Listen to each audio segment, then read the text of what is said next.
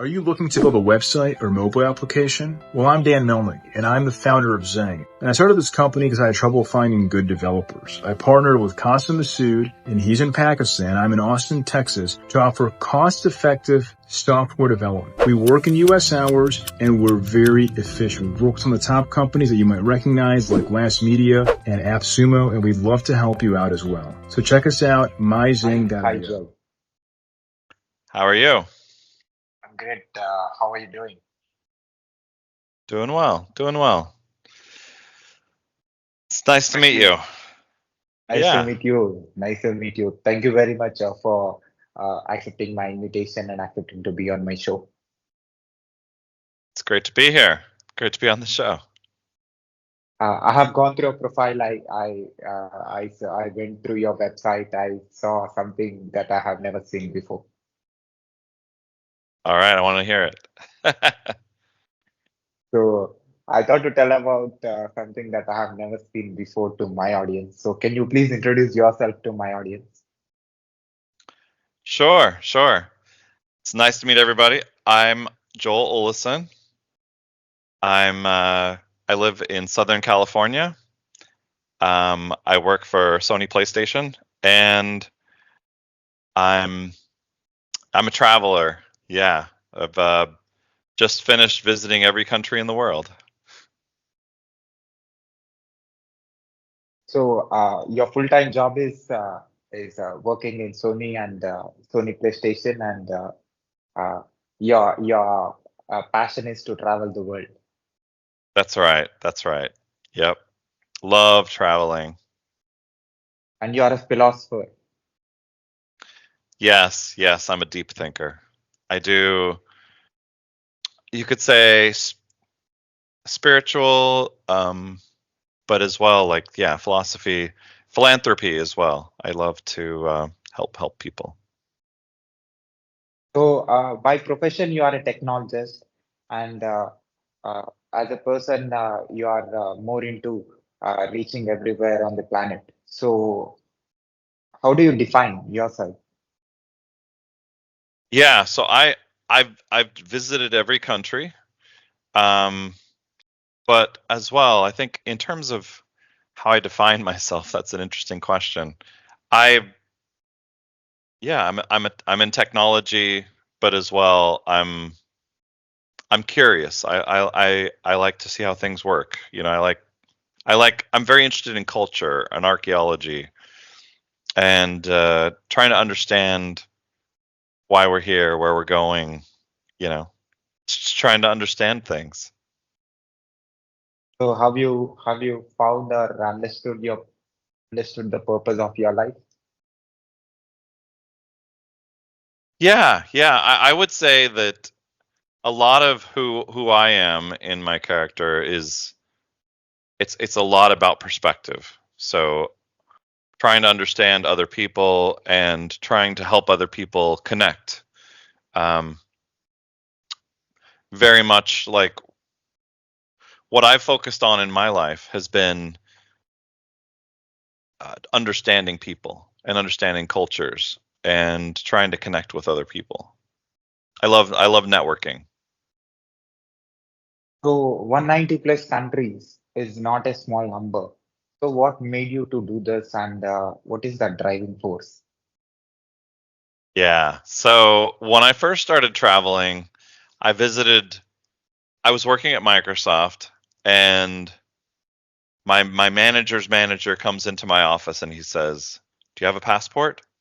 And I said, "No, but I'm willing to get one." And he said, "I want you to go to Paris to go speak at a conference." And I thought, wow, that sounds amazing. And so I traveled to Paris for work, and I thought, wow, this was so amazing. I need to do more of this. How do I do this for my job? And so I decided I needed to. So anyway, I started learning more and sharing by blogging and speaking at conferences. And I ended up speaking at a conference in Barcelona, which I thought was fantastic, doing more networking.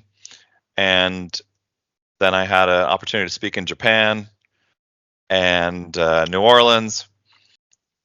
And it was at Microsoft, it was just helping capture what are best practices and putting PowerPoint presentations together of what I was learning and helping share the information, building my reputation online through the blogging, but as well what would soon turn into more social media. So whether it was on YouTube, there was a video where I was in Antarctica, laying on the beach, and there was this baby penguin, and our guide said, "Hey, if you the baby penguins are very, very friendly, but they get afraid if." And I said, "Well, what makes them not afraid of you?" He says, "Well, the shorter you are.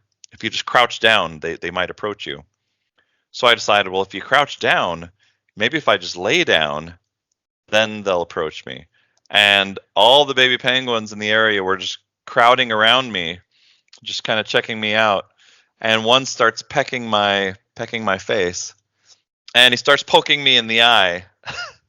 And I'm recording it as he's like poking me in the eye, and then he jumps on my face, and there's another one who jumps on my belly, and he stands up, and he's kind of screaming, with his, in the anyway, they're so cute, the baby penguins.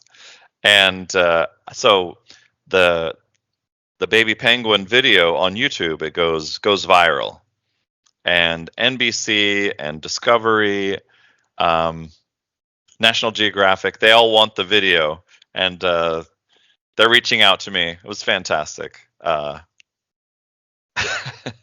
And then the same thing happens a few years later when I was trekking gorillas. There's this really big gorilla who kind of emerges from the forest, and we're in this little boat, and our guide threw some fruit at the gorilla, and he's like just all buffed out, and it was pretty awesome. He's like, anyway, so it was like a really cool video, and went crazy on TikTok and YouTube. Yeah, it was awesome. I saw your penguin video, and I saw your complete YouTube channel and your videos. I saw you visiting different places with different people and taking pictures and videos. Yeah, I think that's we live in such an amazing world where just seeing the animals, and a lot of people that they're very interested in being able to see the animals that you can't see very often. And so and TikTok and YouTube makes it very accessible to be able to see the animals. It's so amazing, incredible experiences. Very few people on this planet, get the opportunity to travel all over the planet. So how do you feel, and how is that experience revolving the planet?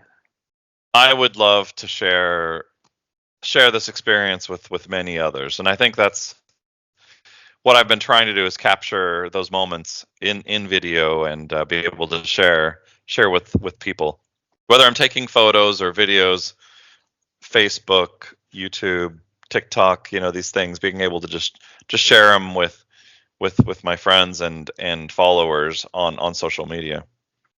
But I would love if everyone could experience these things.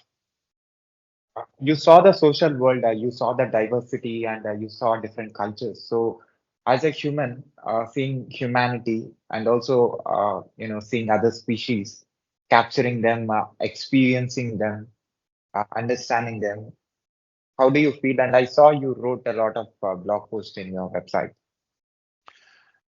It's an incredible experience, and I think that what we learn is that the world isn't as dangerous as it would be perceived.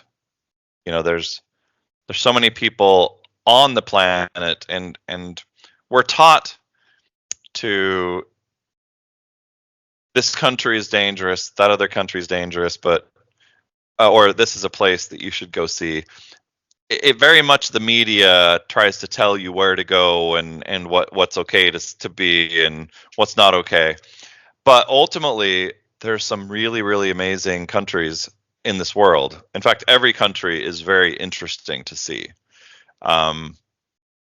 there's very few that I didn't personally find very interesting cultures, amazing food, and interesting animals. And I think we have a very amazing planet, and it's fascinating to be able to share these things with other people. Like, you talk about India and Pakistan. I can't get enough. Like, there's so many different interesting cultures too. I would love, one of my bucket lists is to be able to go to every different kind of Indian and Pakistani wedding. I think that would be so wonderful. One thing, I've been to. I love Indonesia, and every time I've been to Indonesia, I get invited to a wedding. I've been to a Hindu wedding in Bali, and in Java, I was invited to a Muslim wedding, and it was such an incredible experience. So amazing. I'd love to go to like a Bollywood wedding. The with the dancing and the festivals. Yeah, the colors. It's so amazing for me. So I think you are the only technologist, I think, on the planet to evolve or reach everywhere in the world. Uh, I think you can only give answer to this question. So you, by profession, you are a technologist. You understand how things work inside the computer, inside the mobile phones and devices.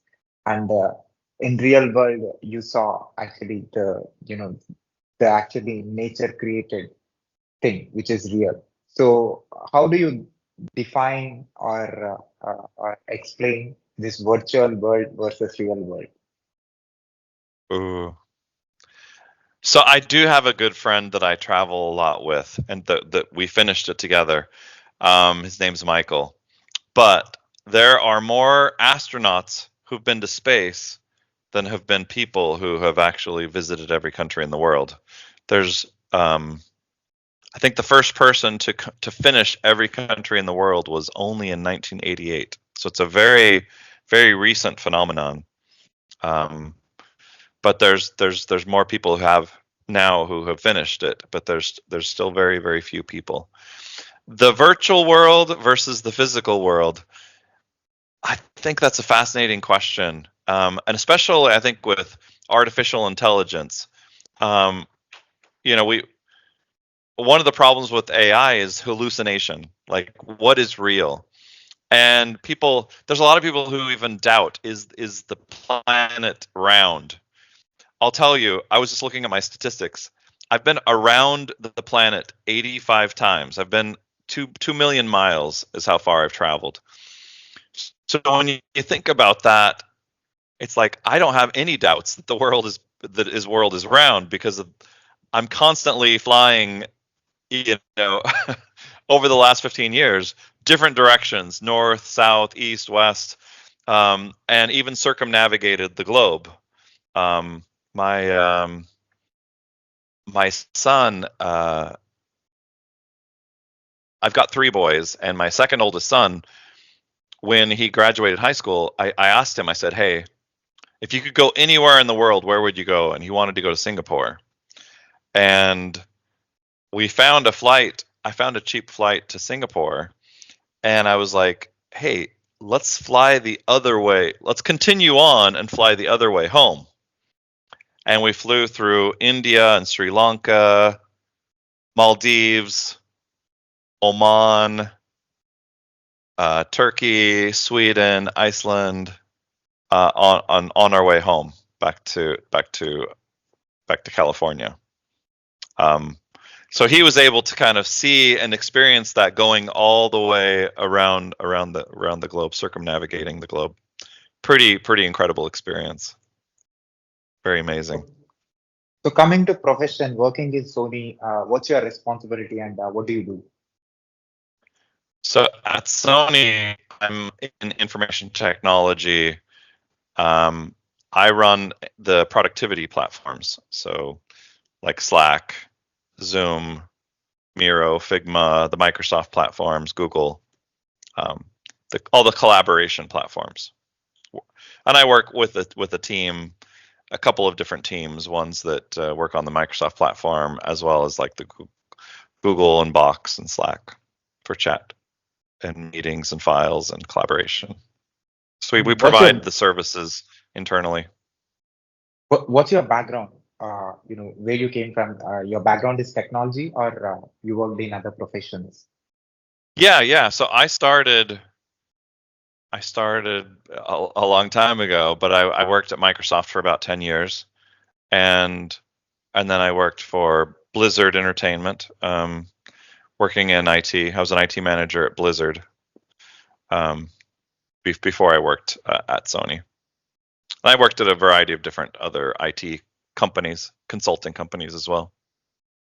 Yep. So, with all the experiences that you have collected, moving to different places in the world, can I say if you work in AI or in advanced technology, your contribution or your inputs to anything that is going to make automation, because you are Yeah. not just a human, you are a human with a collection of cultures, because your Yes. sensors have Yes. collected a lot of information. The information that you are going to give is going to be extremely valuable.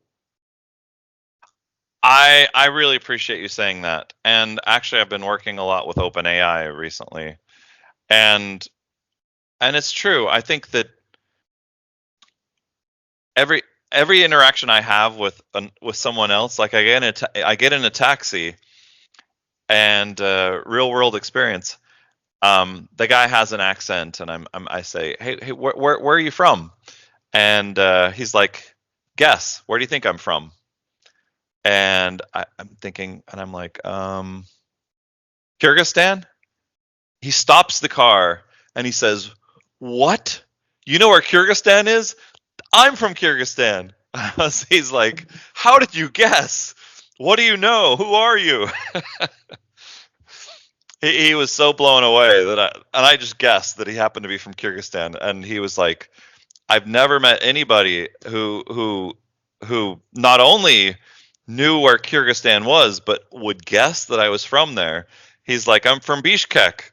And so I pulled up on my phone my pictures of me inside of Bishkek, and he was so impressed, and we immediately had a connection. And I think that's one of the things that I feel like I can bring any interaction, business interactions. Somebody says, "Oh, I'm from Pakistan." I can talk about the time I was in Lahore. Or somebody's from India, I could say, "Oh, are you from the east or from the west?" I've been to Rajasthan, I've been to Chennai or Pune or Agra or Varanasi, Delhi, and being able to share those experiences and to kind of connect with somebody on a personal level, it's very valuable. And as a traveler, I love being able to find out where people are from and understand their favorite foods and taste the cuisines and connect with people over food and culture, and be able to talk with them about, we talk about spirituality and religion.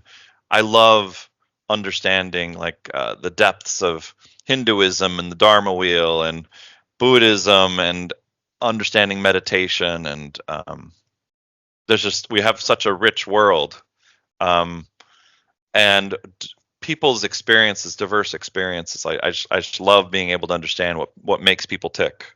I've studied psychology, and just understanding behavior and what motivates people, and that's kind of what fascinates me about cultures and groups. Is one of the things I've learned is, like, we think, oh, well, there's always two opinions. Well, no, there's not two opinions. There's 197 or 193 plus perspectives on things. There's not just two different ways of looking at something. There's many ways of looking at things, and understanding differences in culture, and the way people approach problems and problem solving. Very fascinating. So after completion of this number, what is the change that you observed in yourself? For me, it's about perspective and in trying to be patient with people and understanding, but also in really being able to understand that people are different. You know, there's I think when there's a disaster somewhere in the world, it affects me personally. Like something happens in another part of the world. There's a uh, cyclone or something in Japan or Myanmar. Flooding in Central America, something like that. I think about the friends I have there. I think about the people, and where before, if you've never really left your little area, it's like, oh, that's on the other side of the planet. Who cares? For me, it's very personal, even when it's you know somewhere far away. For me, we live on a very small planet, and everything's very local because it's like it's a small world that we live in. Which countries you like and why? I love so many places in this planet. It's so hard to pick. But I was telling my wife about how much I love Bali, how much I love Indonesia, the Komodo dragons, the orangutans, um, and the just the karma. The people are just so kind there, and she's like, you need to take me, you need to take me. So I'm actually going to Indonesia in a couple of months. Uh, but yeah, I think that I do love Asia in a very significant way. I'm actually going to Bali, planning a trip, a motorcycle trip in Vietnam in later this year as well. But I'm doing this summer. We're planning a trip to New Zealand, Australia, Indonesia, and um, but yeah, over Christmas break we went out to Galapagos to go see the turtles and the Galapagos penguins, and um, yeah, I know this all sounds wonderful, but we do have a very wonderful world that we live on. It's amazing. Do you feel proud to be the human who revolved, the planet?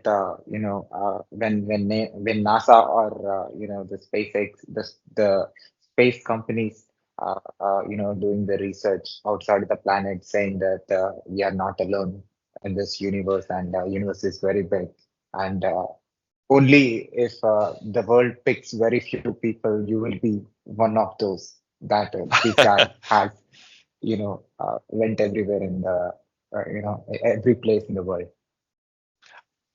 I think that would be wonderful. I do kind of feel like I'm an ambassador of the planet, having seen so many different cultures. It absolutely adds to the perspective, and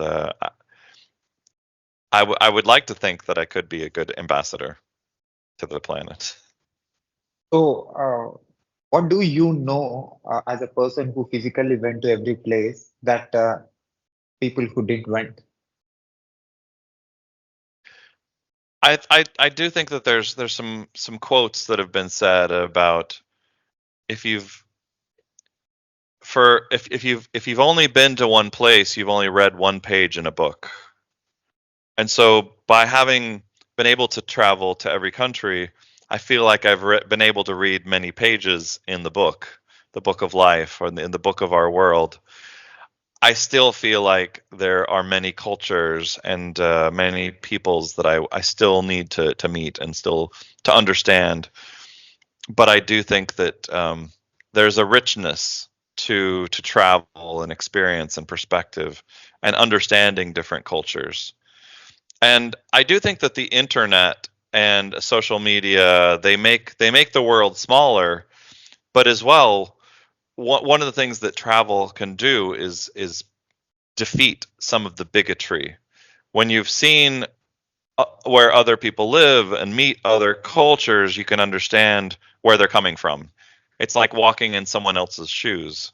When you see their world and what they're dealing with, it provides more empathy.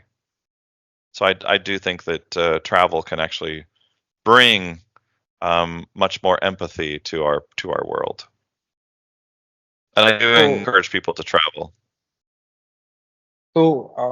we as a human being have a consciousness, a physical body connecting with thoughts which have no physical form. And you are the person who physically went to every place and collected the energy of every place and talking with different people, smelling and eating that kind of a food, and with all your senses, grabbing uh, all kind of experiences in the maximum part of the planet. So, how do you feel when you are, being alone? Like you said, you are a spiritual person as also a philanthropist. So, how do you feel? Yeah. What do you think that? The energy that you have collected, that is something which is very special that not many people can able to get that kind of an energy. I, as an example, um, they tell you, hey, you have to be careful about the water wherever you go. For me, I've kind of collected water. So when I go to another place, I try and drink some of the water because our gut, the gut fauna and flora in our gut, we pick up the different kinds of flora and bacteria from different parts of the planet. And so I feel like I'm kind of a bug collector, where I've been able to gather the bacteria from all these different places, and I probably have a very diverse gut.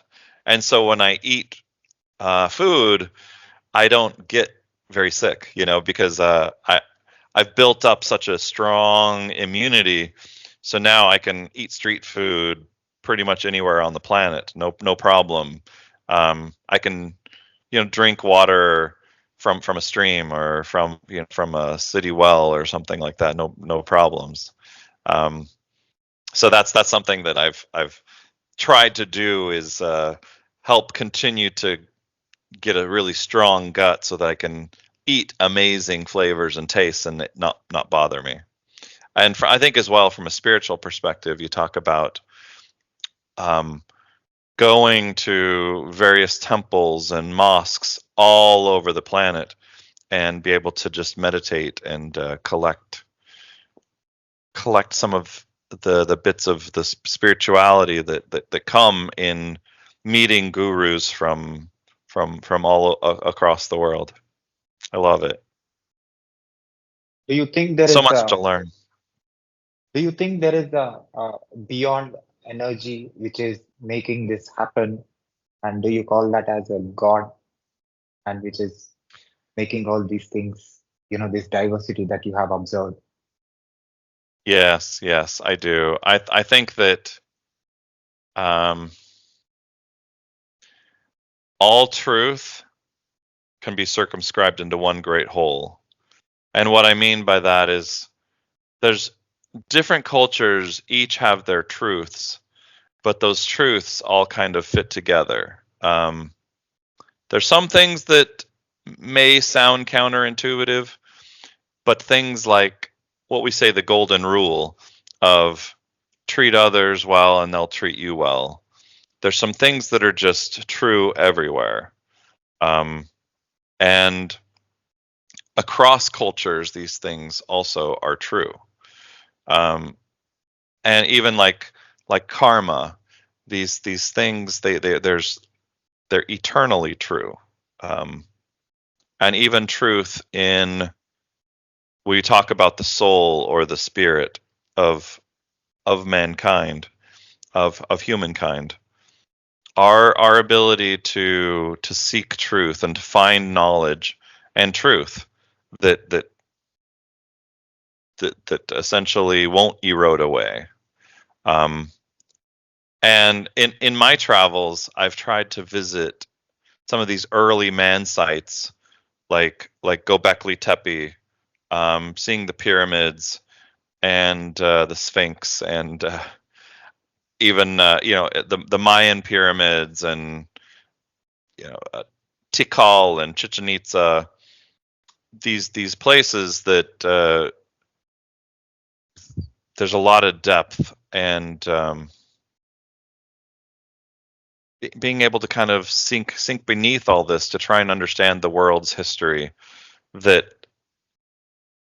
and even bringing that world knowledge together. When you start talking about why now, it's an important time in our history of mankind that the world has never been smaller.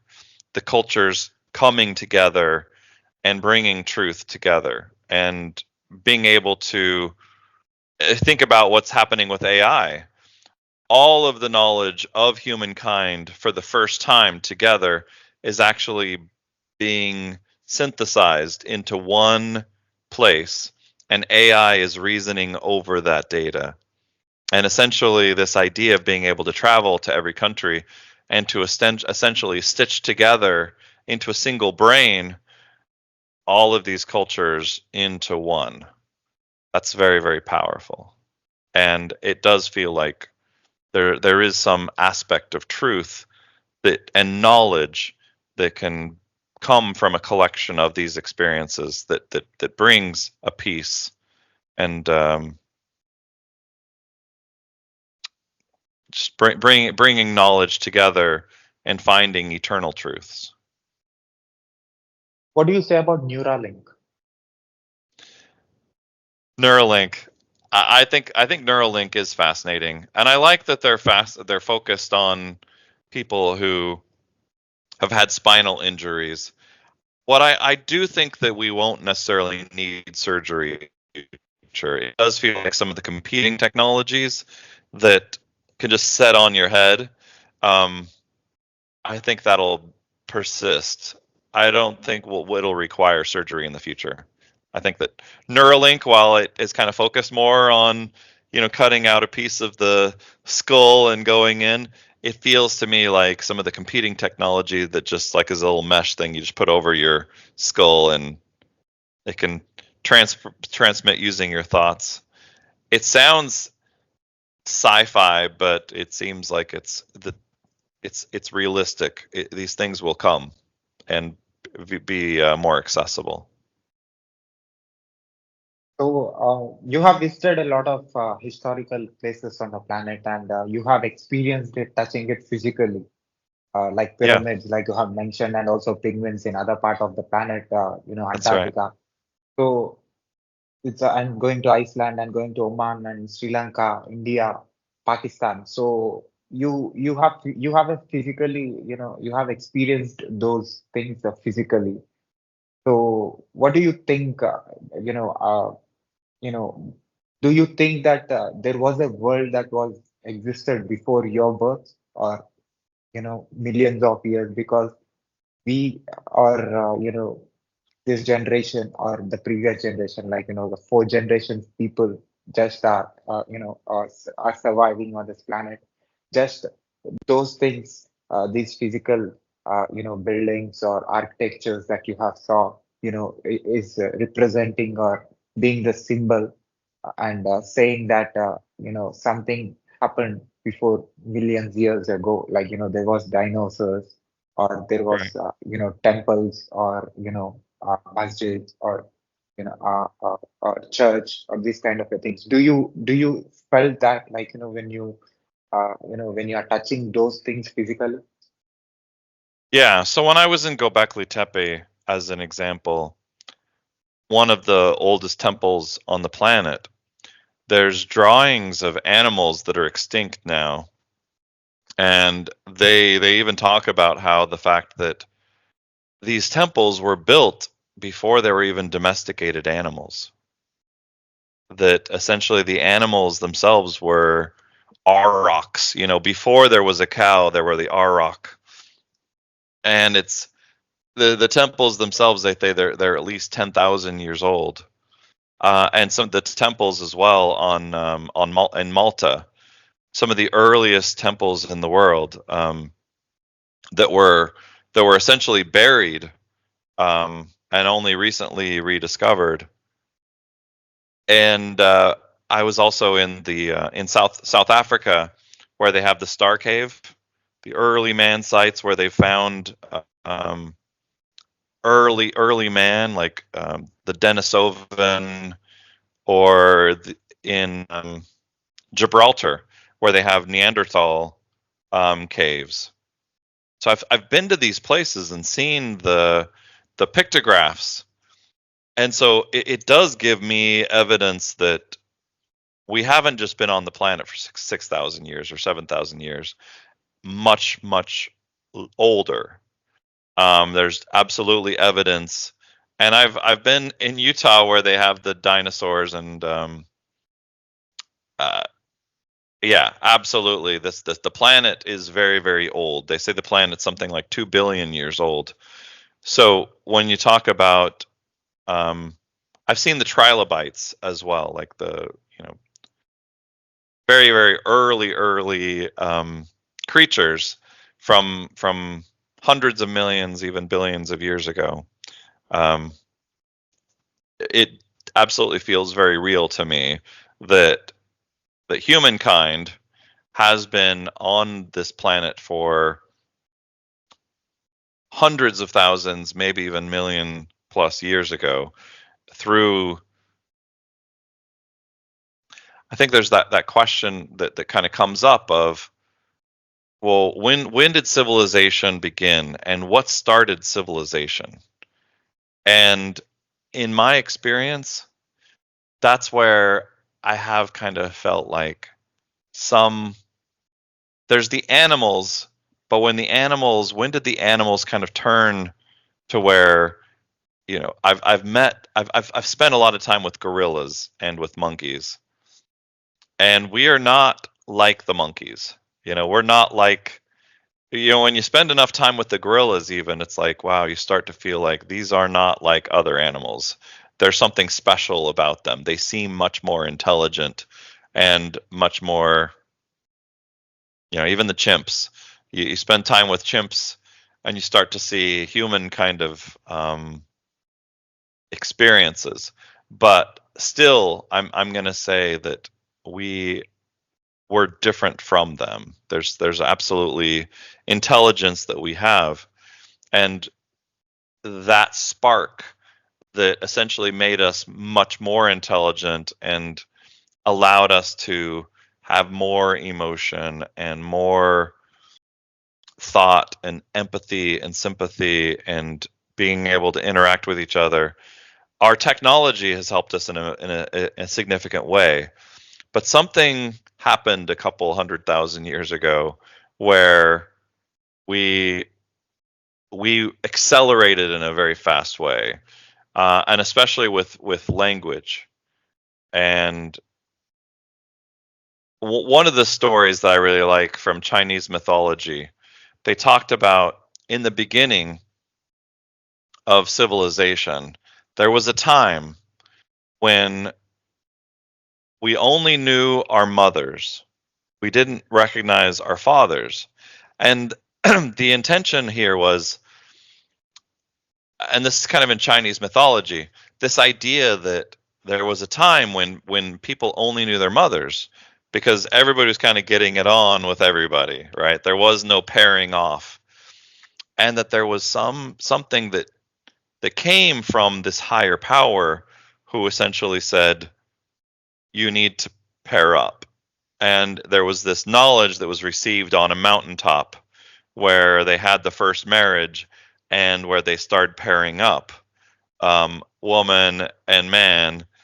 And now you had a family and people actually had the first father.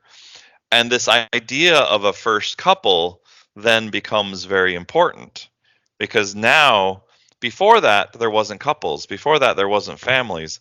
Now you start having a father and a mother and the children, and you start having a society made up of these couples. So that idea of a divine couple is a very important idea, and that skills like fishing and language and farming and all these things that start evolving around a society, these are the kind of the seeds of knowledge that are very important to preserve, and that start setting us apart from the other animals. That now we are distinct society, and civilization begins beyond hunter-gatherer, but something more of civilization. And even this idea of the temple, and starting to track the seasons, because we need to track the seasons to understand when to farm and when to plant and harvest and so on. And the skies become that much more important as well. You have went millions of years ago, with the information or the visuals or the or the physical things by touching them, experiencing them or listening to someone who knows about it. Yeah. And also you went long, a long time back. And also now being a technologist, you're going long time forward, you know, AI, artificial intelligence or Yeah. advanced technology. So watching these kind of cultures, understanding the diversity, eating different kinds of foods, experiencing different kinds of climatic conditions, and experiencing different species, all these kind of a things, from that point where you went very far and to the long point that is going to be. So if if an alien is asking you as a if you are called as a representative of this planet, and where do you start and where do you end? Oh wow. That's a great question. And I think that we're at the beginning of AI and this artificial general intelligence. All of humanity's knowledge is being collected, so that it can be reasoned over. As an example, we just found out that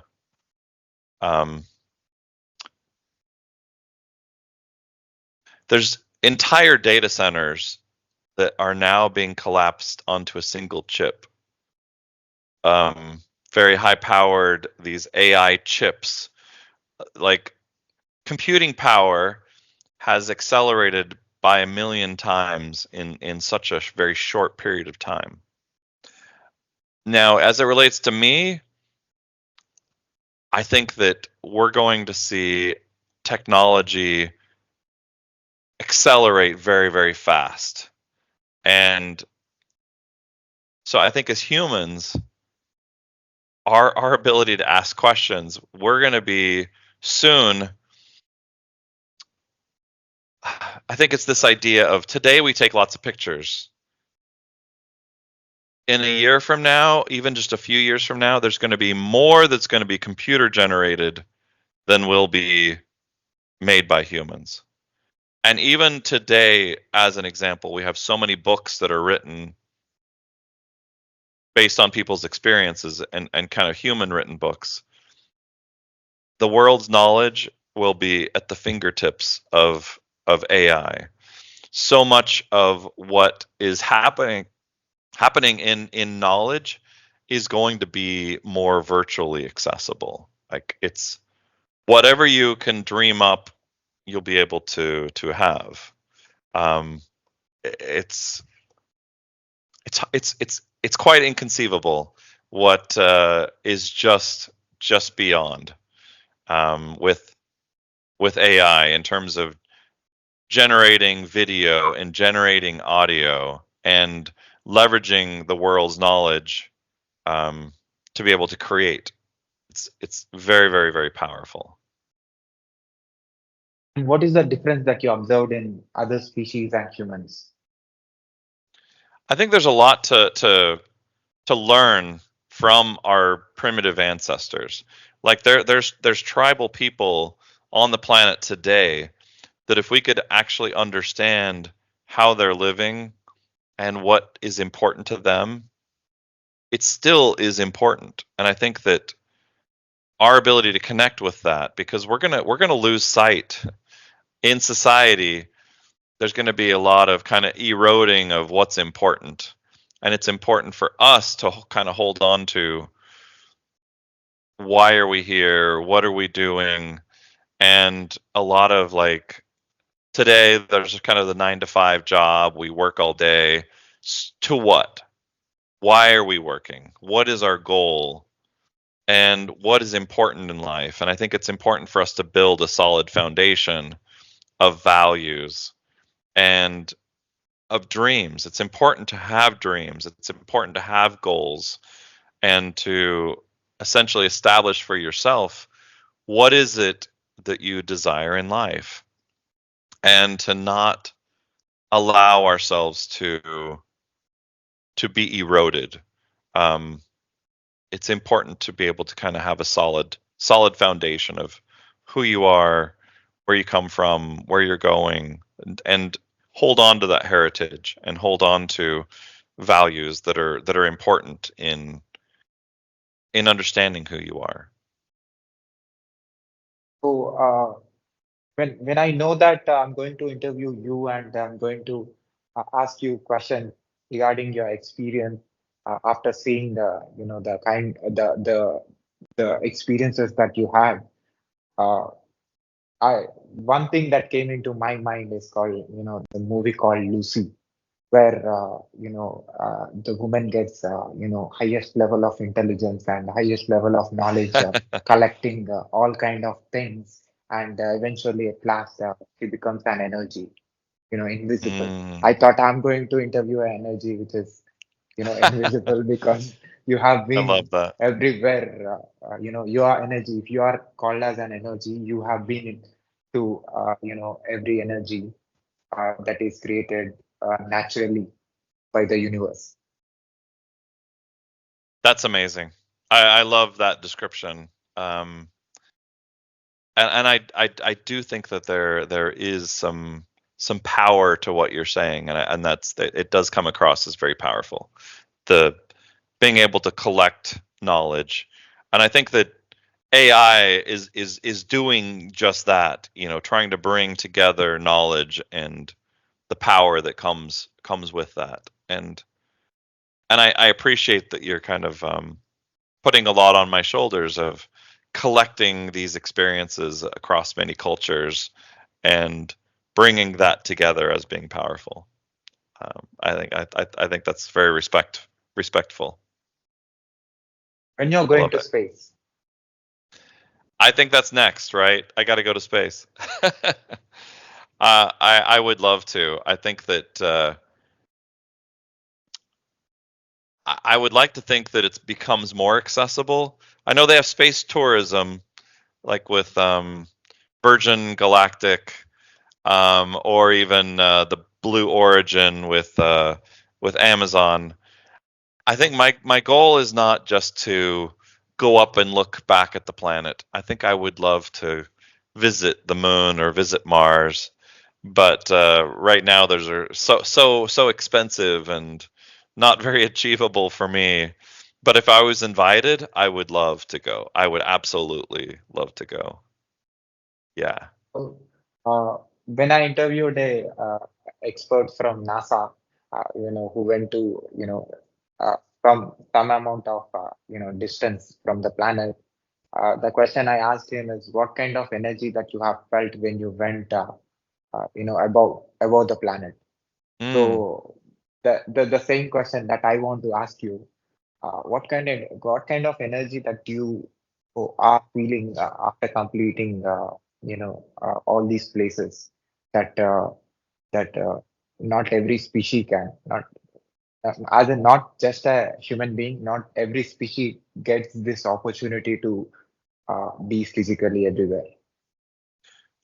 Yeah, and I would say, I would absolutely recognize it as being very, very special. Um, Somebody was just asking me like, what does it feel like? What is that experience?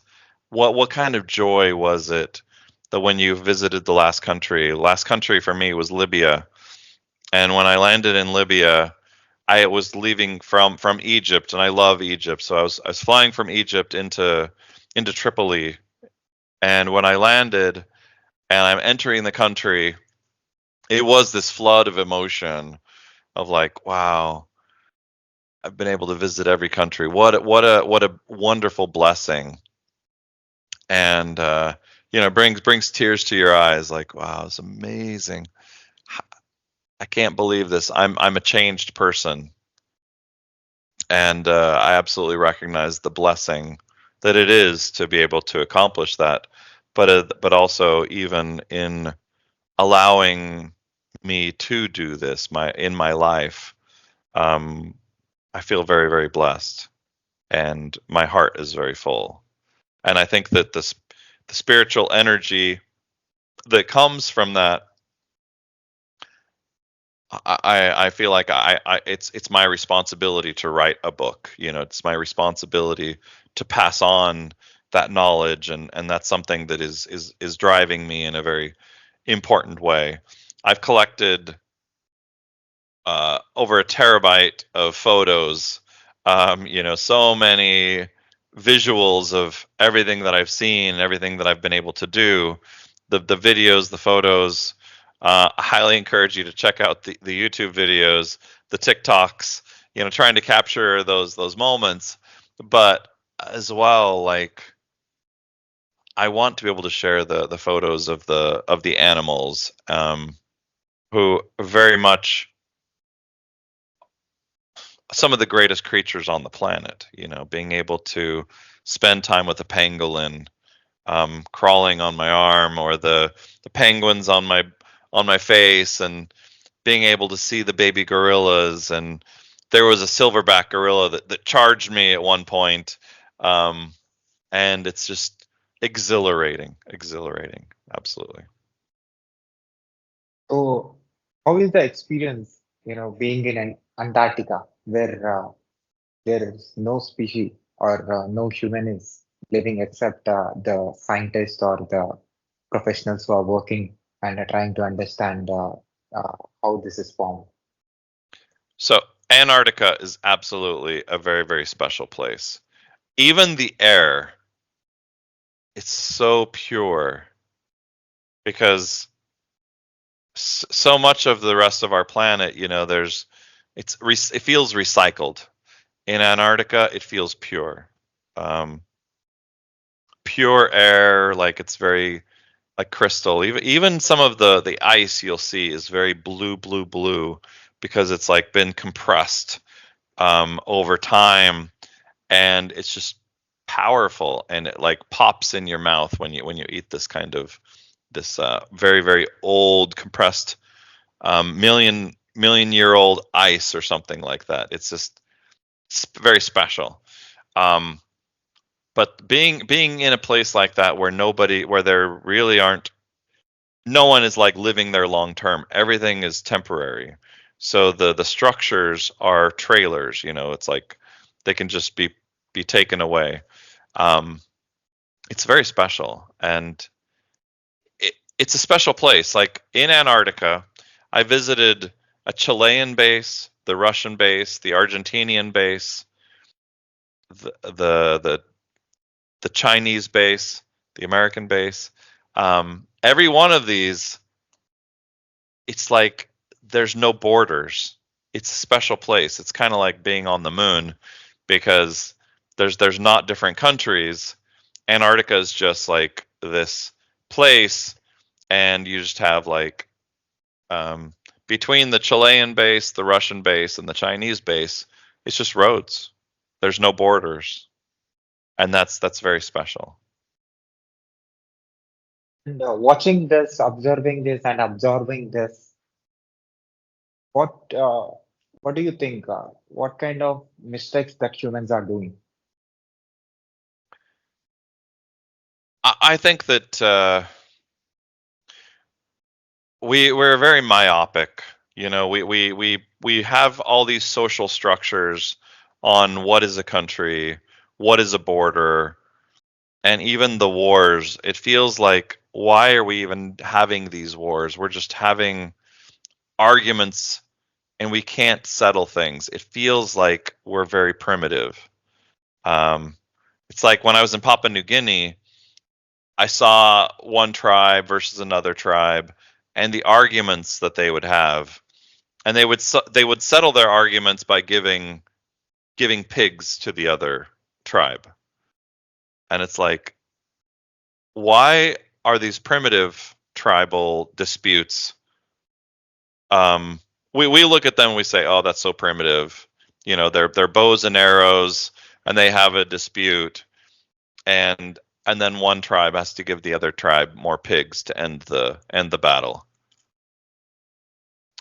But in modern society, there's these battles that just go on and on and on, and no one is ever happy. And it seems like there's no peace. It's just like, and especially, you talk about Ukraine and Russia, it's like these people should be brothers or cousins, at least, that there should be some way of settling these things. But especially Israel Palestine as well, it's like these things just escalate and more people are dying, and it hurts me, to be able to see what there should be some kind of resolution. And there's many people on both sides that want there to be resolution, but the politicians can't find ways to peace. Neither of them really seem to be finding ways that there can be lasting peace. And that's so important in our society, in our world, is truly seeking lasting peace for the good of humanity, for the good of humankind. Oh, did any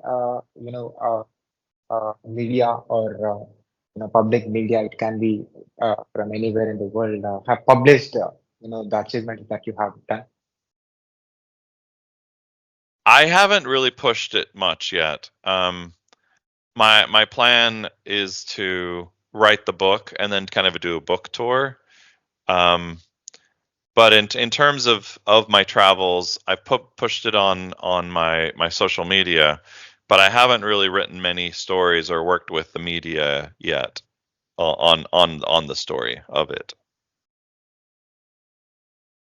So you have seen information in the form of the physical form, uh, being physically in those places. Yeah. Now the information become virtual, and this information is going to be shared or given or is going to be experienced by the next generations. That every word that you're speaking or every experience that you're sharing. So how do you you know do you think the kind of experiences or the kind of energy that you're feeling, you can able to put in the form of words and present it in the form of book? Absolutely. That's my intention. Is I want people to feel what I felt. I want those experiences to be captured so that other people can be inspired. It's my wish and my dream to be able to inspire not just travel, but helping people to achieve more, to dream big, and have more dreams and have more energy for their passions. And I want to be able to kind of help pass that on to this next generation. Absolutely. What was your motivation to to have this curiosity to to get ready and step into other place? For me, it started with, I talked about that first trip to Paris, but as I was there, I realized there's so much for me to learn and to experience, and in it, I felt like it was worth it. And I think it starts there, of like, when I traveled, it was like, wow, this was so amazing, so incredible life experiences that I wanted to capture, and I wanted more of it. And so then it was going to the next place and going to the next place. And after having been to like 40 countries, I was like, I need to go to 100 countries. And after I went to 100, it was like, well, what if I went to every country before I die? And then as I got closer, I was thinking, what if I could go to every country before I turn 50? And so that became the new goal and the new passion of, if I'm on this pace of going to every country, I can go to 10 countries every year and I can achieve this goal before I turn 50. Because I was thinking, I don't want to have to wait until I'm really old to experience this. I would love to be able to have this in my work life so that I can have these experiences to share with other people and to be able to apply it in my own work. So what do you say to people who are enjoying and who are enjoying life and experiencing and being happy with seeing unreal things, being in virtual world as a representative of humanity who who have been physically to every place. So do you think they are experiencing unreal things and missing actually the real things that has been created by the nature and the the invisible force called God? I I appreciate that our world is getting smaller and that somebody from India can be having a real conversation with someone in America, whether it's a phone call or a video call, um, uh, even a VR experience where it feels like you're both in the same room. I acknowledge that and recognize it. And even though we would say it's not real, it's becoming more and more real, so that it feels real. I in my travels when I went to India and Pakistan, Bangladesh, when you do that for the first time, there's the spice, there's the food, the hustle and bustle, even just being on the roads where it's like I like kind of describe that the travel experience of all the honking horns and it feels like a river to me where you've got you there's very few places around the world where you can kind of feel modern transportation like in those really big cities in India.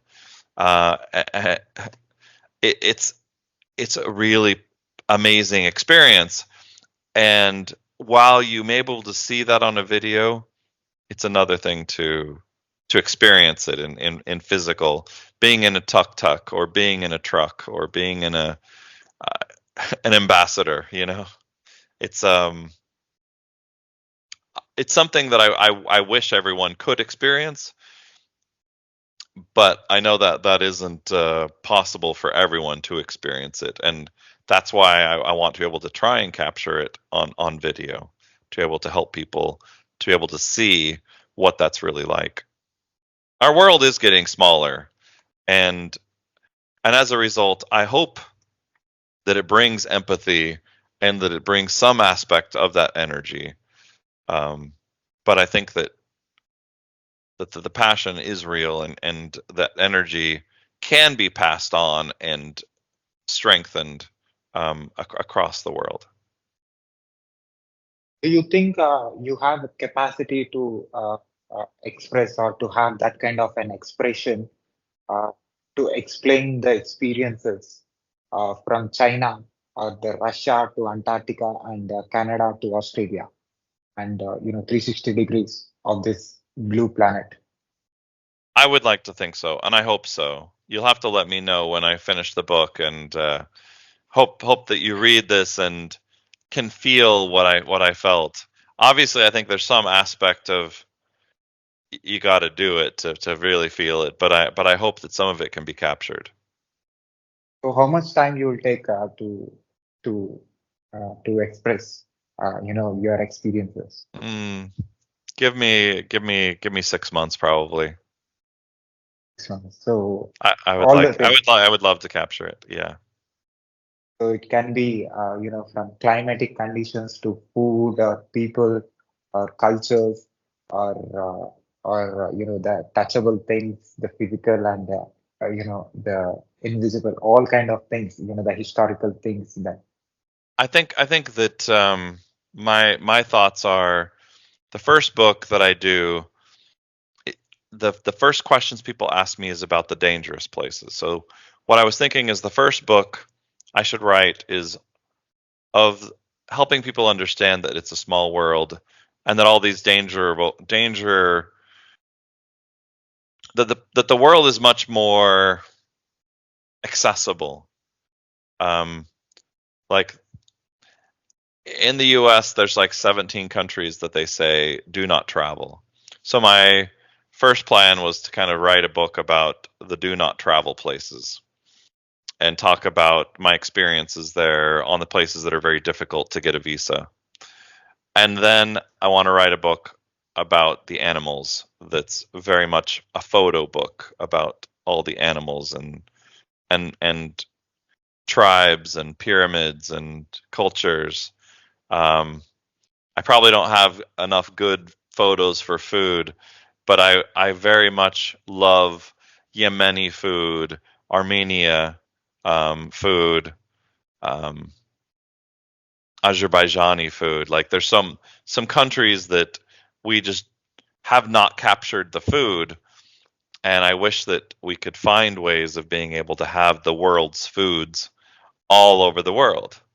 Unfortunately, it seems like there's certain countries where the food has been distilled and transports well, like pizza and spaghetti, as an example. But hamburgers and hot dogs. But it's very even Indian food. It feels like it's just the wedding food that we get, not the street food we get. And I think that that's what's kind of missing now is how can we not lose all of the flavor. And I think that's the challenge is when we talk about this world getting smaller, there's a compromise with every move of what gets lost. And so I think it's important that we think about that of what are we losing in our dissemination of information. How do we make sure that we're capturing the most important things? Why I'm asking because uh, you have mentioned being experiencing different energies and different people and different kinds of food, everything. You got your metabolism or your physical body, become in such a way that you can be adaptable to anything. Yeah. Uh, right. So if you are explaining something that will be useful for doctors, also, the environmental scientists, also, the people, the social engineering, people who are working on social engineering, or, the politicians, and Right. also the global experts, and also people who have not been to, even for a single country. Right. I would love to make myself accessible. If there's somebody who wants to study my gut flora, study, the metabolism and the energies, I'm happy to to work with them, help be able to better understand and make our world a better place. So, as a global species, what is your message to the planet who's watching and listening to this? And also, if this video or this audio is recorded or saved or stored in any kind of a storage device, and if other planet, with other planet species or aliens are watching and listening to you, and that particular thing that like our NASA experts are sending different kind of visuals or symbols or kind of languages, putting in satellites and sending it in order to make, if there are other species on this, other parts of the, universe, in order to let them know that we are here, giving that audio tape, saying that, the general words in different languages from different parts of the world, collecting that kind of a device, that information, sending what you will send, what kind of information as a global species. So that when the astronauts go up into space and they look back, they say they don't see the borders. And I think that in my travels of being able to go to every country, I have a similar message in that the world is wonderful and we have so many cultures, but when we put all those cultures together, it's still one planet. And I think that that's so important as well, that together we are one. We are ultimately one species. The Cro-Magnon man, the Neanderthal, Denisovan, Australopithecus. We are only one species now. We are one. Skin color doesn't matter. Nationality doesn't matter. We essentially are a melting pot where we're one planet. We are Earthlings, and it may take another alien species to show up so that we can all of a sudden say, why are we bickering around stupid border disputes or ancient disputes that we've had, where it's like what really matters is that we are together and that our knowledge is preserved and that we're helping each other.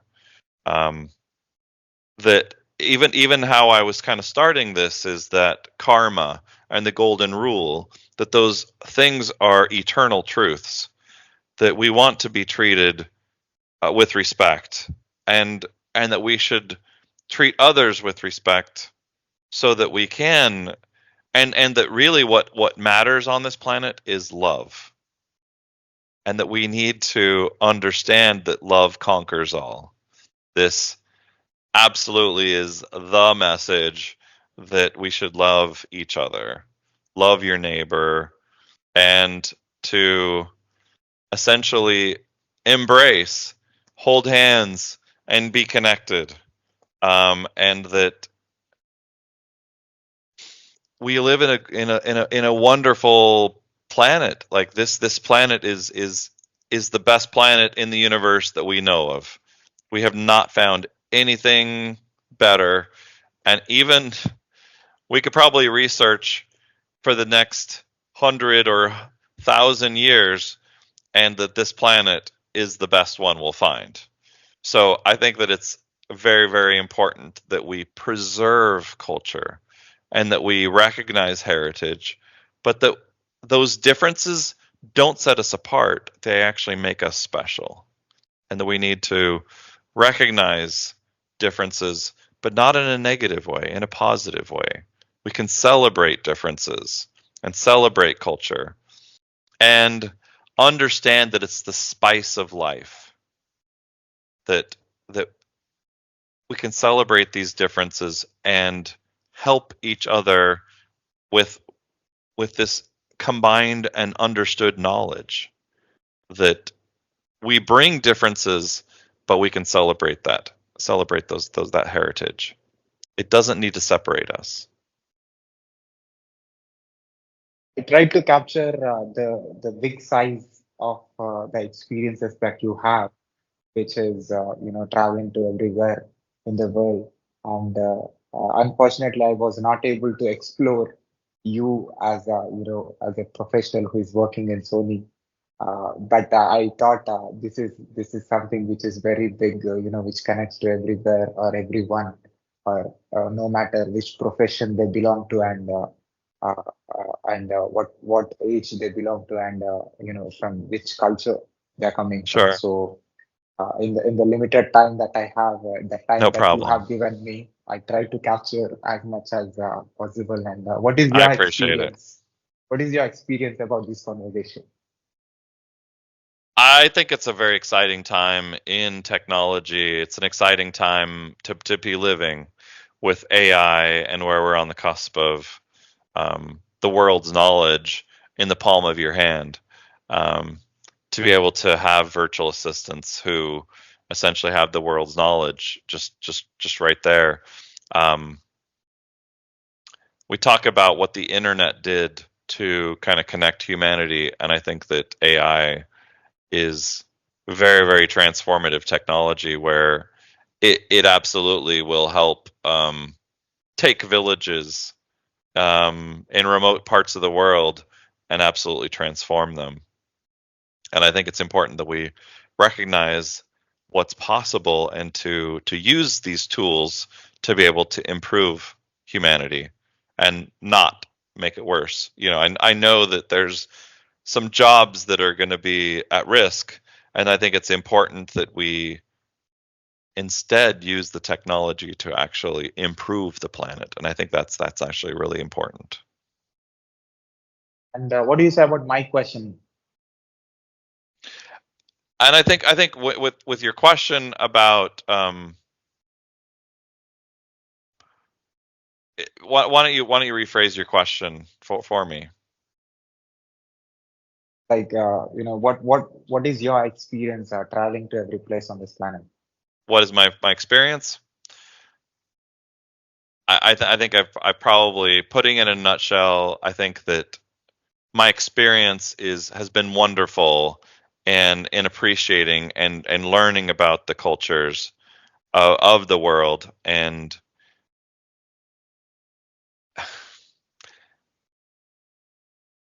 kind of just recognizing that every country has something to contribute. And I think it's important that we instead use the technology to actually improve the planet. And I think that's actually really important. And what do you say about my question? And I think with your question about why don't you rephrase your question for me? Like, what is your experience traveling to every place on this planet? What is my experience? I think I probably, putting it in a nutshell, I think that my experience has been wonderful and in appreciating and learning about the cultures of the world and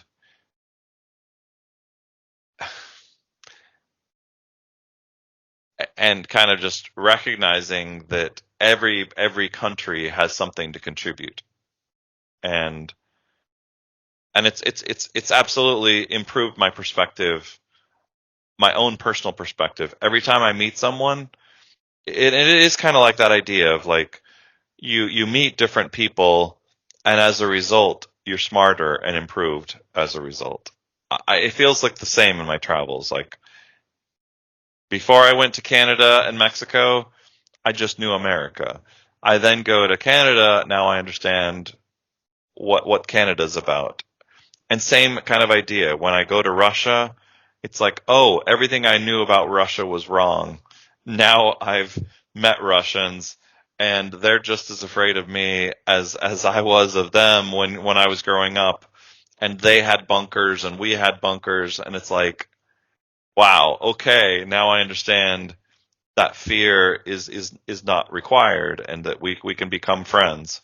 And I think that's part of it. It's like breaking down the barriers, breaking down the walls of understanding that, you know what, we're not that different, and that we can be friends and we can essentially have good relationships with each other, and we can be part of the same family,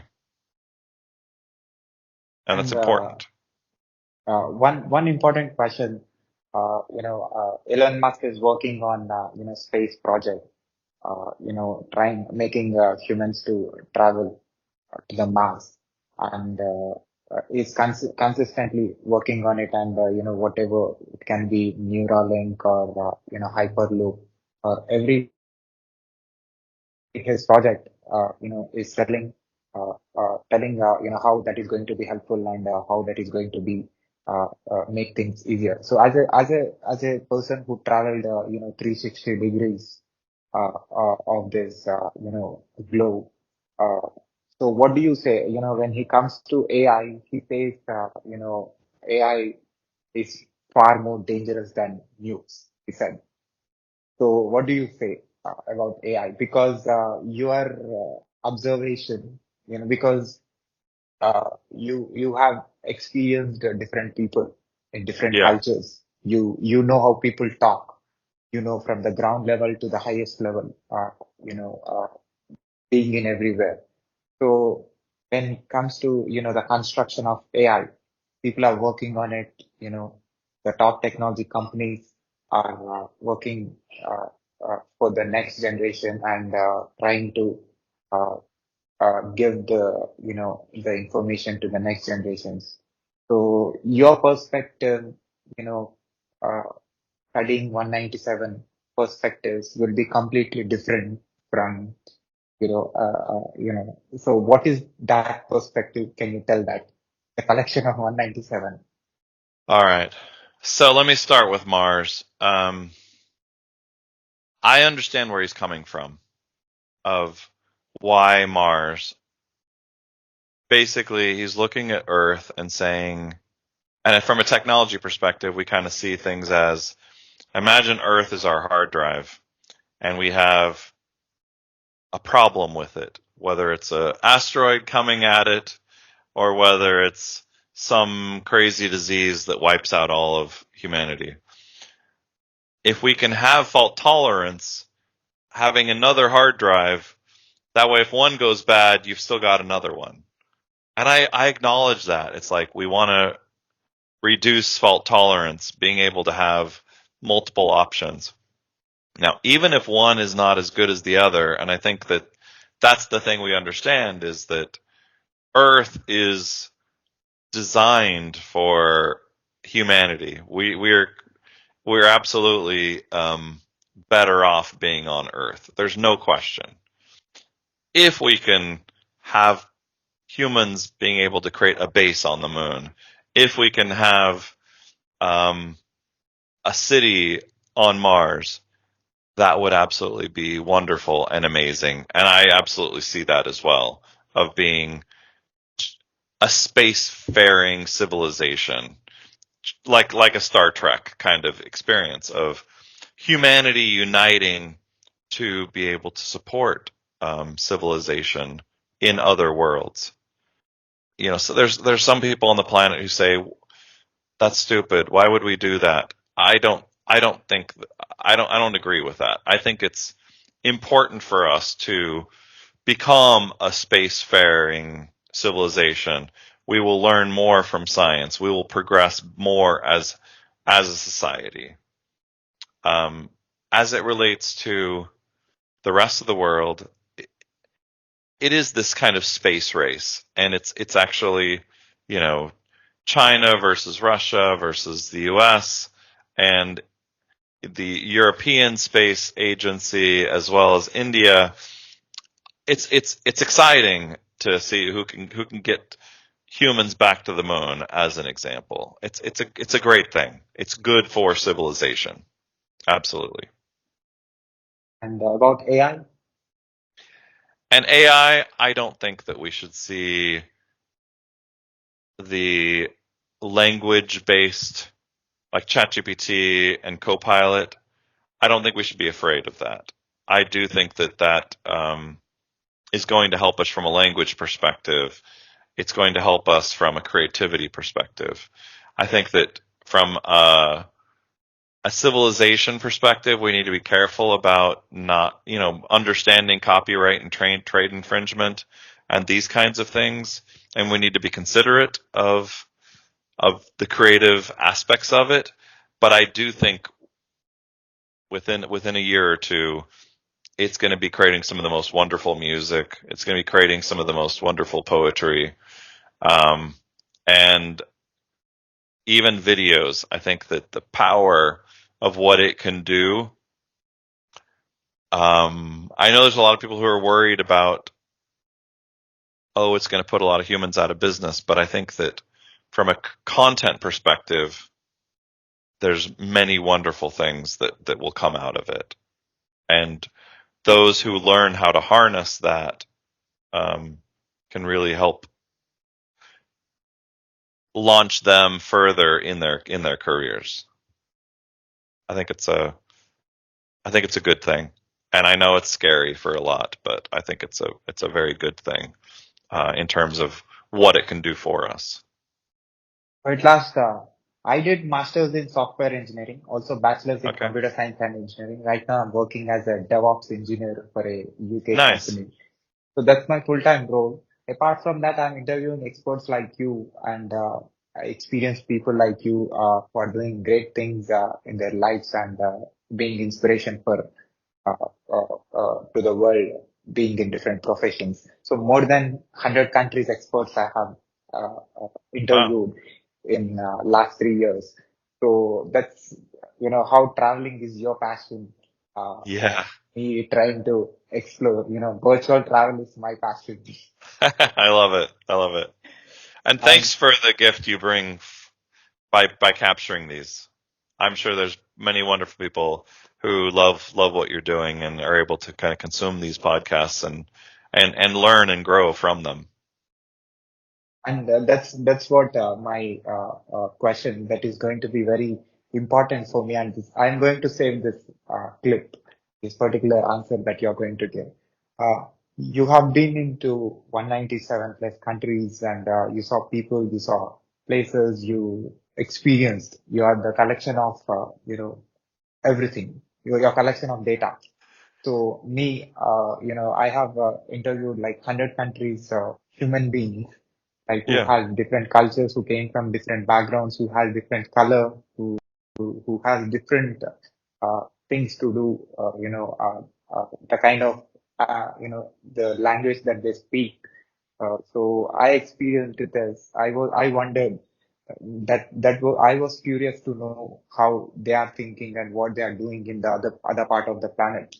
So, so what is your observation about, my work, me, exploring minds? You are exploring places Mm. and exploring minds of different humans on the planet.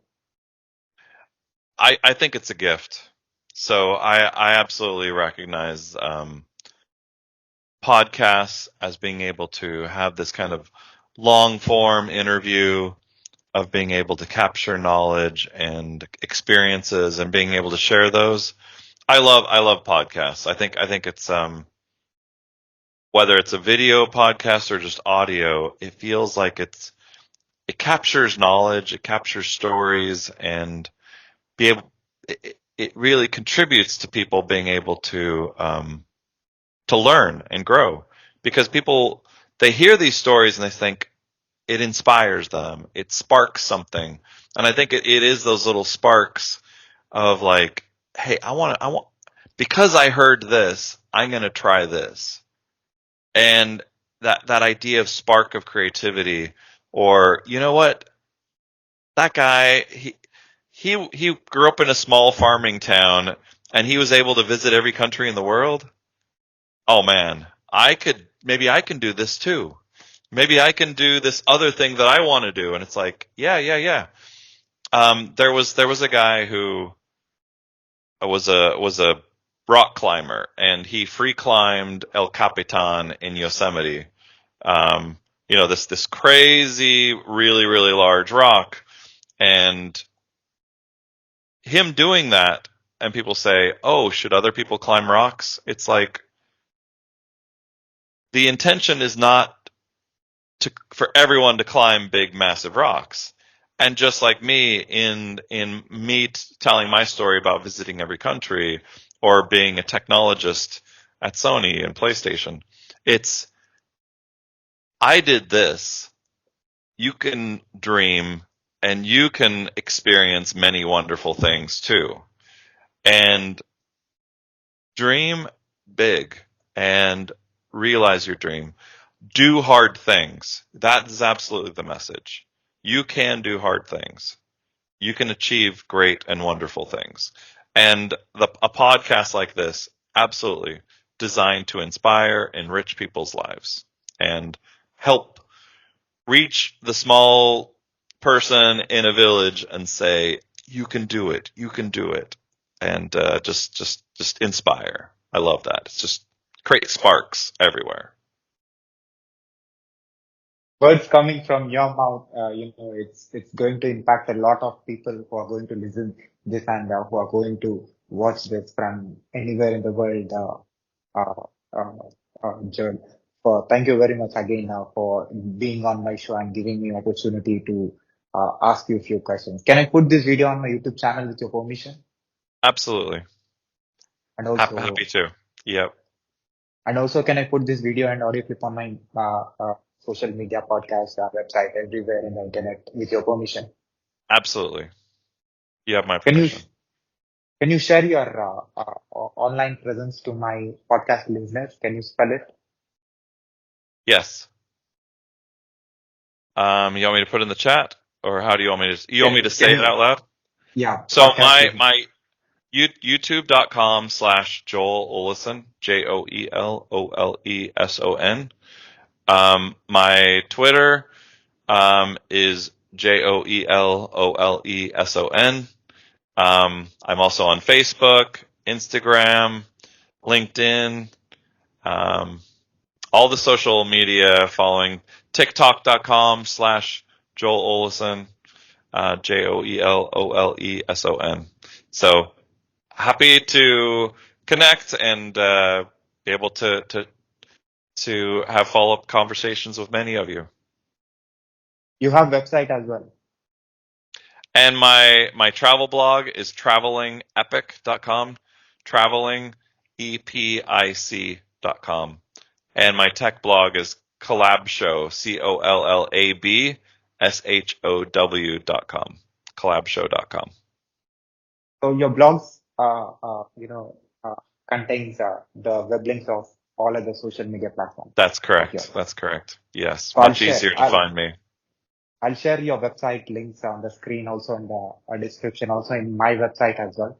People who visit my website or, watches this video on the YouTube or social media can able to reach your websites and can see the travel experiences that you are sharing with your articles and with your videos. And I'm sure your book is going to create a big impact. And, I appreciate that. I want to, interview you when if you give me opportunity again after completion of your book. I want to present, your book. I interview you and how was that experience writing it and telling to my audience. Excellent. Let's definitely do that. Thank you very much, Joel, again for your time. Thank you. Thank you so much. Thanks. Take care, sir. Bye. Yep. Bye.